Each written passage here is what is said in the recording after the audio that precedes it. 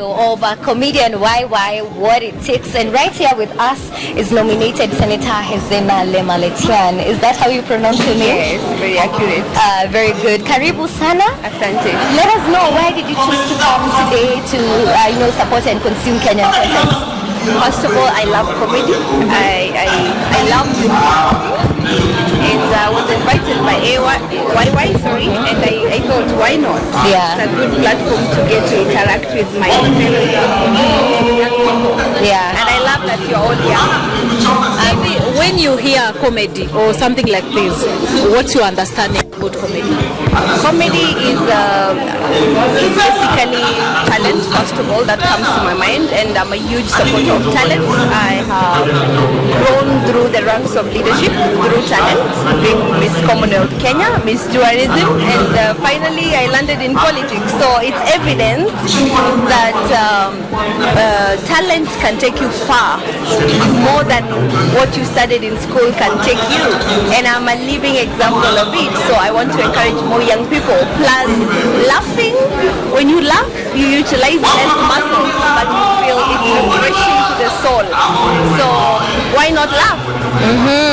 So coming from a marginalized community, like they like to say, what was the hardest part getting to where you are today? I think the hardest part is cultural barriers and retrogressive cultures like FGM, retrogressive cultural aspects like the fact that leadership is not for women. We belong to the kitchen, or we belong to the grass fields grazing our cows. So it was a lot of shattering. It took a lot of shattering of the systems and stereotypes and blazing a trail. Yes. How did you get yourself into politics? Well, I started by being an activist. I loved fighting for other people. First of all, I'm an introvert. That's why you don't see me a lot out here. But I love fighting for people, and through fighting, when you're a trailblazer, you realize that there are so many people looking up to you, so you have to fight for them and open spaces and doors for other people to come, and sending back the ladder for more people to come up. And we need to empower other young people, young women, young boys to also be able to come out and explore their full potential, whatever sector they want to get in. Yes. And we've seen this issue of gender-based violence that has been happening, ladies being killed by men in relationships, in marriage, and I know you've seen such stories outside there. What's your take on that? What would you advise someone who is going through such, and maybe kuna ule anasema anavumilia juu ya watoto, mwingine anasema anavumilia juu ananipenda, tunapendana, nipigwe tu lakini I'm there. What's your take on that as a leader? As a leader and a female leader, first of all, I strongly condemn it with the strongest terms possible. The whole point of gender equality, from the Beijing agreement, we know that gender equality was supposed to create a fair platform for both genders to thrive equally, not for women to be too strong or men to be too strong.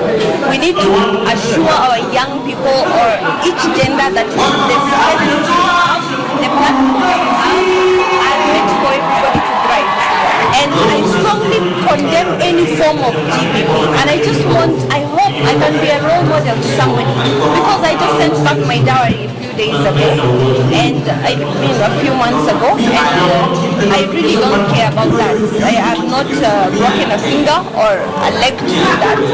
Women must be able to take up their power, be able to say no to abusive relationships. Women must be able to know that they can thrive alone. You don't have to suffer. You don't have to be unhappy because of society, or because you're trying to please the society. At the end of the day, you will be the one who's dead. If you have children, they will be left motherless. If you are out here living a happy life, we have so many single mothers living a very happy life, a contented life. A lot of times, if you're in a marriage that does not give you a platform to thrive and be who you are, to explore your full potential, it's an abusive marriage.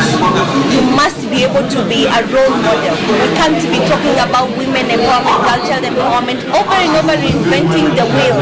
It needs to start with those women who gave birth to those girls. They need to come out and show women, fellow young girls, that you own your power. You can be who you want to be, regardless whether you're married or not married.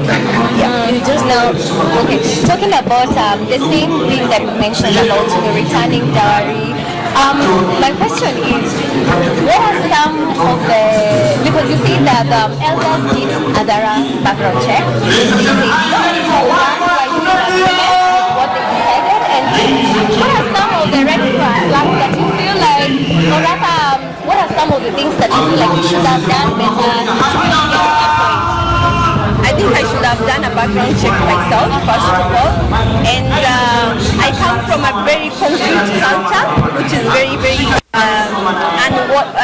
still very concrete and not watered down. And I think I'll keep a lot of those things private, but just to highlight on that, my culture is very intricate in the sense that you have to do a thorough background check, and that's a reserve for the elders. The elders determine which families can get married, which families can get married, what kind of families does this person come from.